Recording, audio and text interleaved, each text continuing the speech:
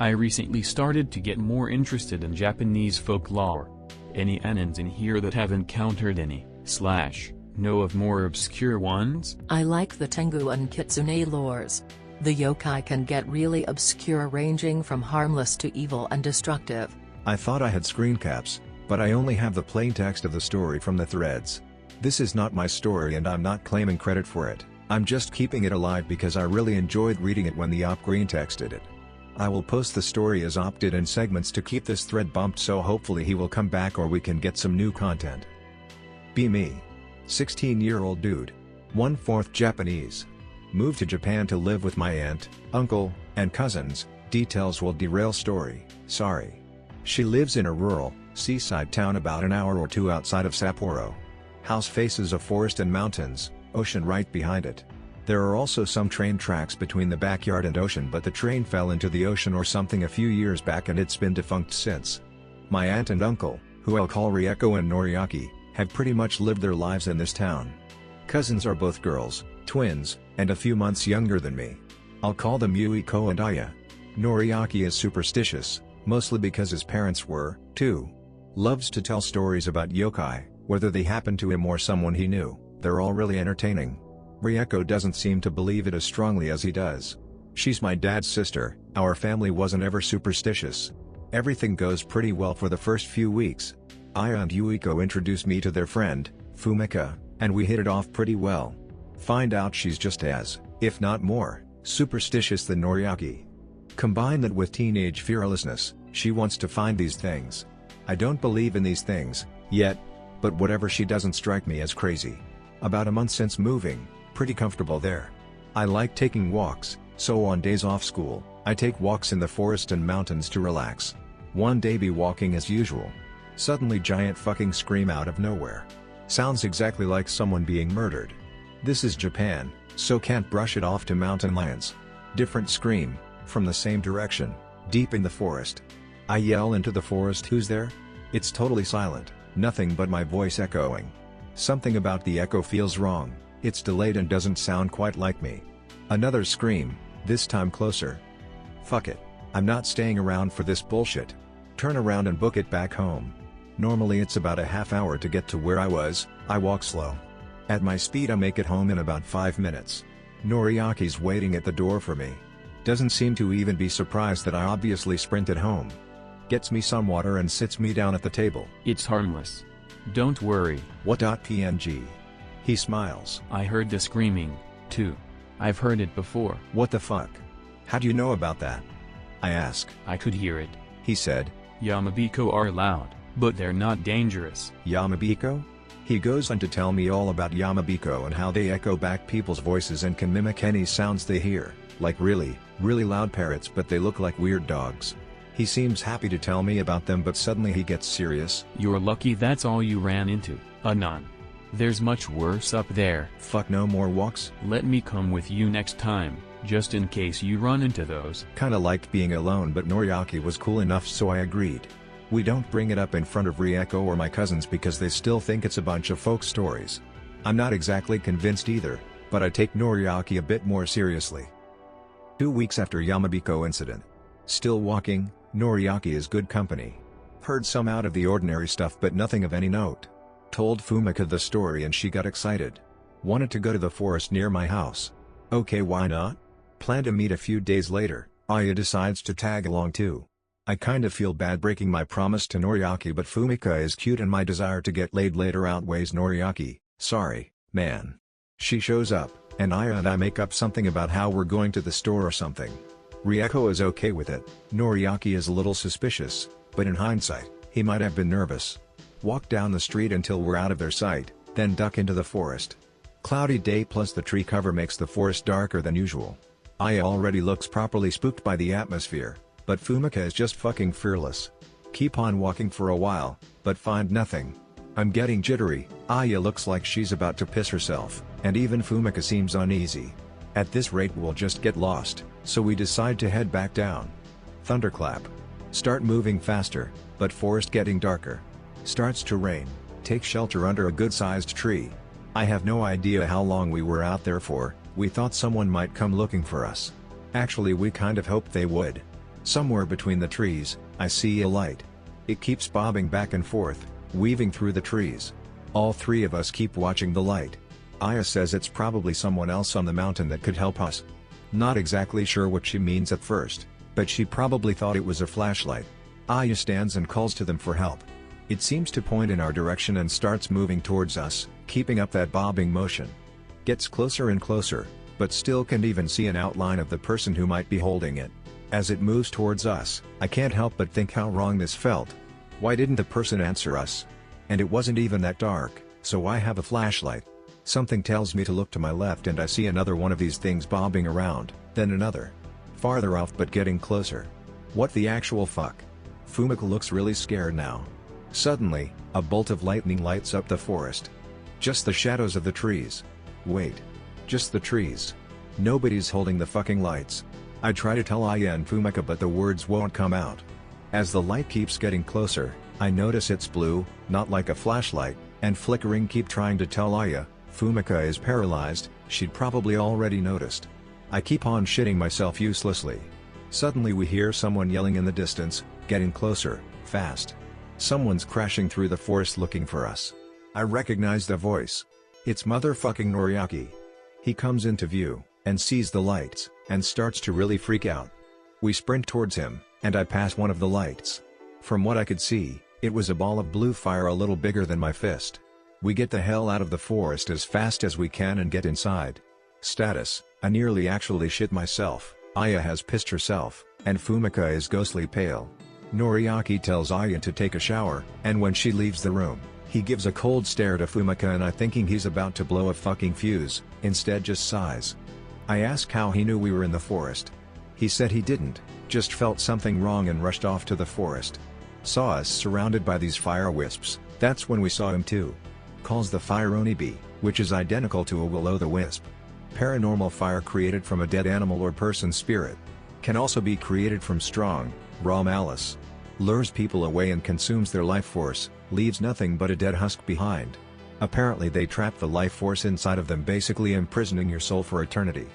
The Yamabiko wasn't really that much to spook me, but Jesus Christ, this scared the shit out of me and Noriaki knows it. Warns me about the forest again. I listen this time because now I know what he meant before when he said there was worse in the forest. Continues about how people got lost in the forest and never came back when he was a kid. He goes on until Aya finishes her shower. I hear him tell her later that day that it was just a natural phenomenon caused by lightning electrifying some gas in the air, but he knows it's bullshit. Fumika goes home when the rain lets up some, but it keeps on raining all day and night. Can't sleep well that night. Swear I see blue glows at the edge of the forest. This one haunts me to this day because I can't stop thinking about how we'd fallen right into their trap and how easily they could have killed us. The rest of the spring and summer pass uneventfully. With all our free time in summer break you'd think we would find something, but nah. Again, very small, insignificant events that were probably something that wasn't yokai. One day in fall, Noriaki takes Aya, Yuiko, and I to his family grave. Pray, keep it clean, etc. Notice someone off to the side. Woman, really pale and dressed in white. Not quite out of place enough to set off any major alarms, still human. Noriaki notices, whispers not to stare. Stop. No red flags yet because I figured he was trying not to be rude. Yet. We finish, but I can still see the woman. Hasn't moved an inch. Okay, maybe she's just busy. Our car is the only one. Okay, maybe she walked. Start seeing her out of the corner of my eye as we go home. Yokai. Try to tell Noriaki about it. Rieko overhears. Goes rigid and leaves the room. No clue what that was about. I assume I saw a ghost, just check in with Noriaki to make sure it doesn't want to kick my ass. He doesn't know. So that night I try to sleep knowing there is a ghost following us around that may or may not want to kill us all. Guess what I can't? Try to make myself forget about it by watching some YouTube. It's kinda weird to listen to English again after speaking Japanese this entire time. Sleep. Next day have school. One of my cousins asks Rieko if she was in her room last night. Rieko looks confused. No, I wasn't. I thought I saw you come in. Rieko tells her it was a dream, but I'm silently shitting myself. Not only is there a ghost that might want me dead following us around, but it's gotten into our house. Great. Ask Fumika for a hand. Her yokai obsession has gone away some because of the Onibi, but she still knows her stuff. After an intense questioning session, She decides it's a non-violent ghost that got attached to us because we paid attention to it. Fumika agrees to come over and see if she can do anything about it, but says there's not much. Fumika shows up the next day. Nothing especially spooky happened that day, just the usual of seeing it out of the corner of my eye. She instantly says she can feel it. She goes around the house for a while trying to make something happen but nothing does. Looks kind of sad about it, but I really wasn't all for running into spooky ghosts right now. Later that night. Still hard to sleep because, again, spooky ghost. Trying to do so when I suddenly feel a wave of sadness come over me. Not actually sad but more like being next to a friend who's really sad.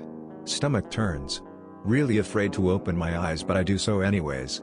At the end of my room is the same woman from the graveyard. She doesn't look like she wants to hurt me or anything. She doesn't look scary at all, just sad. Fuck, I'd probably say she was kinda cute if it wasn't for the being dead part. Work up the courage to ask what she wants. She just shakes her head and comes closer. Okay, now this is getting weird. She puts a hand on my head.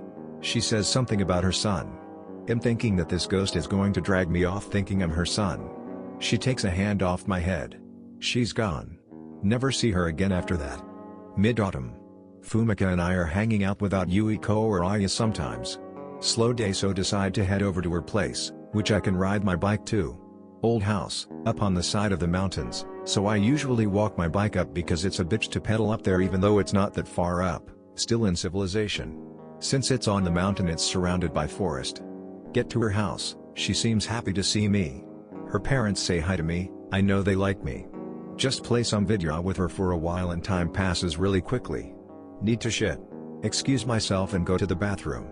Might be an old house but it's obviously been updated to be a little more modern. Notice it's getting dark out. Not that odd, since it's autumn. The sun sets at like 7 here even in summer. Still means I've been here for a few hours though. Through tiny toilet window see a dog or something moving through trees. Just assume it's someone's dog they let off the leash. Shit, wash, and go back downstairs. Go back to video. Big sliding doors in the living room so I can see the tree line well. Keep feeling like I see something moving in the tree line but every time I try to look at it, it stops. Whatever. Kick Fumika's ass in Street Fighter 4. Turn to her to be a smug bastard about it. She's staring at the tree line, ask why. Oh, I thought I saw a dog out there. I saw one earlier, it's probably one of your neighbors. None of her neighbors have dogs. In that case it's probably a stray. We did have a classmate who lost his dog so maybe that was it. Open sliding door, call to dog. Can still see shape moving around in tree line. Seems to be closer and we can see it better. Definitely a dog, but doesn't come. Go back inside after trying and failing. By this time I'm almost ready to leave. Check outside again. Fucking dog is sitting in a tree like it's the most normal thing. As far as I remember, dogs aren't known for their ability to climb trees. Pointed out to Fumika, and she looks over. Dog thing seems to get a little bigger and jumps out of tree. Glides to the ground. The reason it looks bigger is because this thing has wings. Yeah, fuck that. Tell Fumika I'm going to go home. She tells me not to leave the house and calls for her dad, tells him about the dog. He leaves the room and comes back with a baseball bat and a little notebook. Goes outside, starts yelling at the dog, didn't really catch most of it. Dog runs off into forest. Fumika says it's okay for me to leave. Ask her what that was. She says it's a Hainu, but her dad says it's not. The only Hainu I've heard of has been dead for hundreds of years, he said. Instead, he thinks it's a kitsune or other shape-shifting yokai that likes to take the form of Hainu. Apparently it's been around the house for a few years, but never hurt anyone, just likes to mess with them. I don't really care what it is, I just go home as fast as I can. Thankfully no winged dogs. This one still freaks me the fuck out, one of the scarier things that happened to me. The only abnormal thing that happened during the winter was how much it fucking snows in Hokkaido.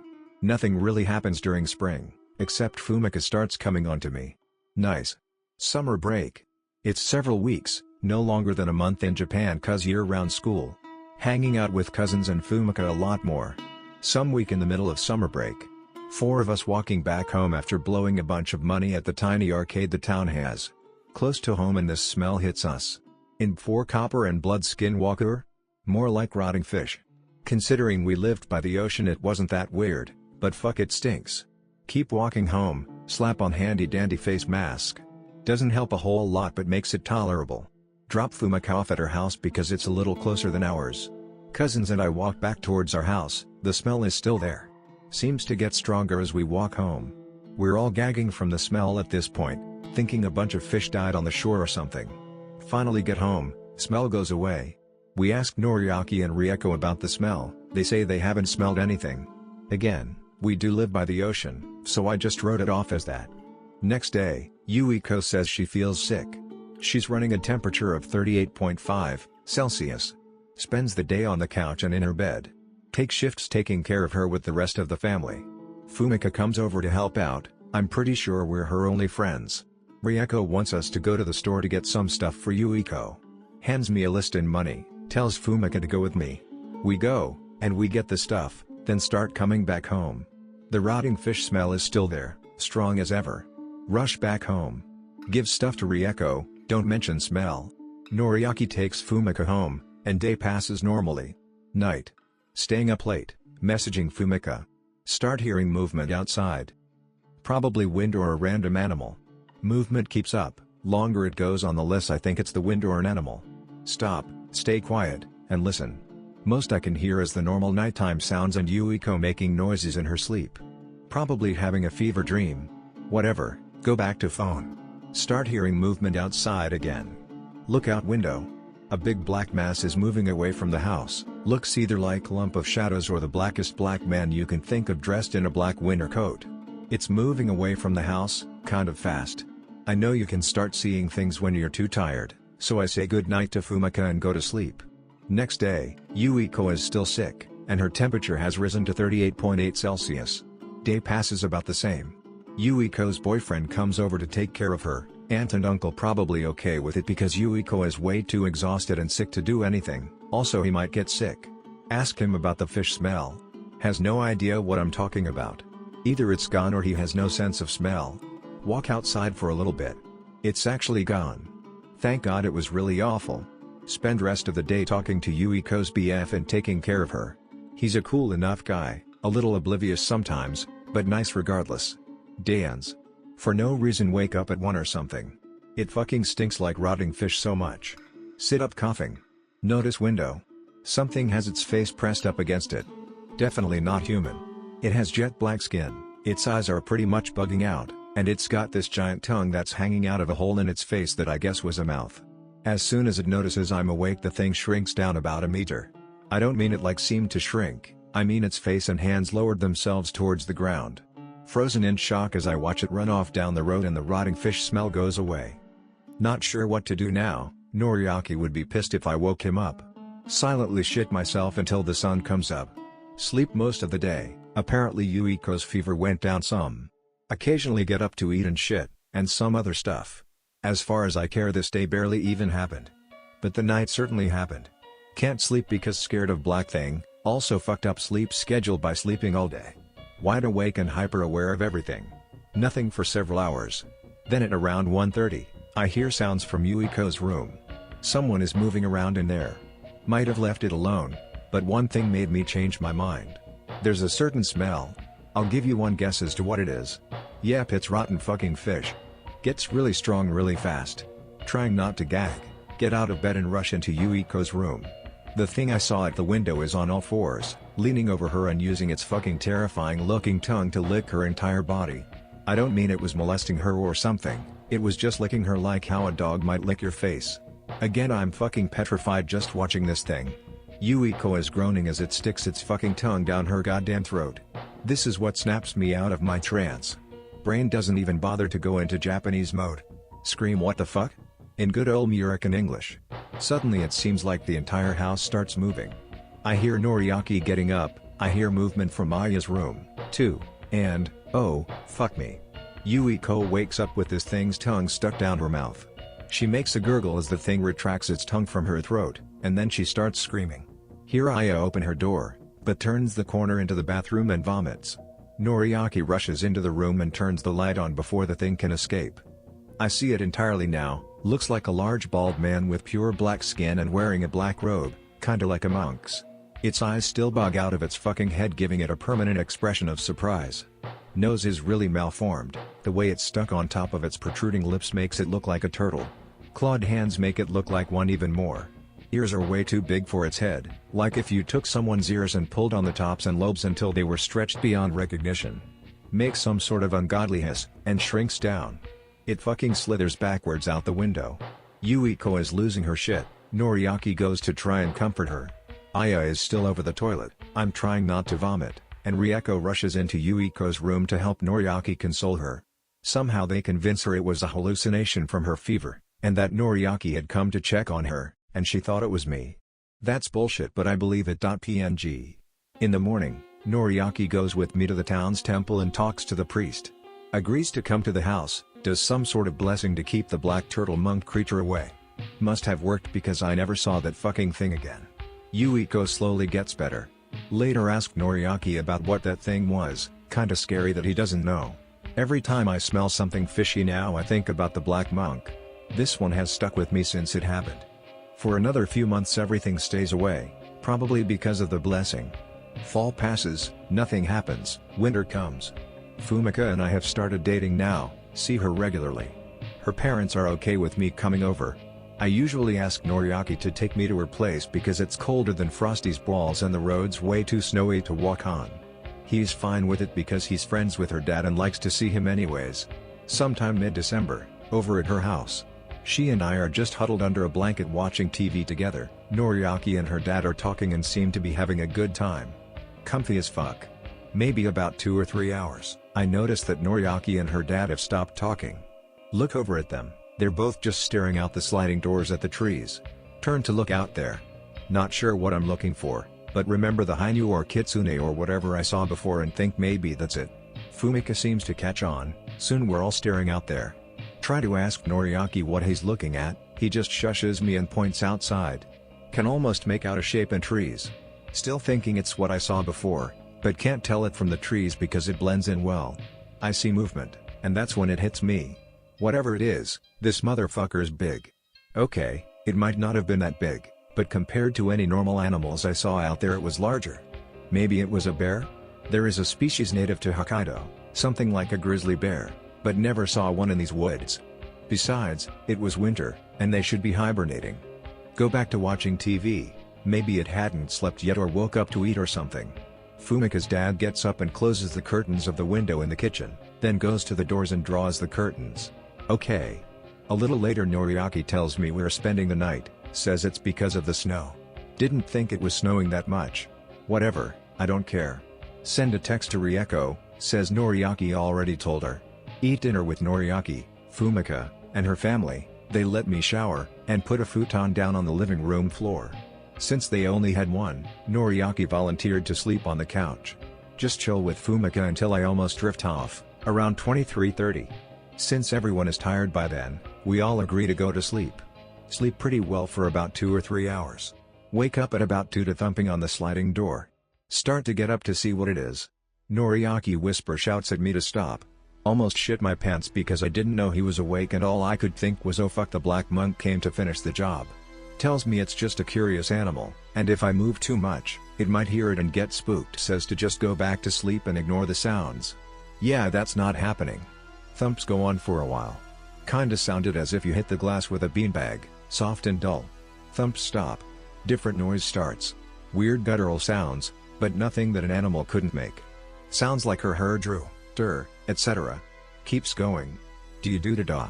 Dad dara dara dara dara. Still could be an animal, but this is fucking weird. Da. Ray. Dare. Dare. Dare. Dare dare. Dare. Holy Mother of God, this thing is trying to talk. Dare dare dare. Dare. Dare. Dare. Dare. Dare desuka? Trying my very best not to piss myself. A few minutes ago it was just animal noises, and now it sounded almost like a person, but it wasn't normal. Dare desuka? Dare? Dare? Dare dare dare desuka? If you don't know any Japanese, dare, pronounced dare, means who, dare desuka means who are you or who is it, but is more formal.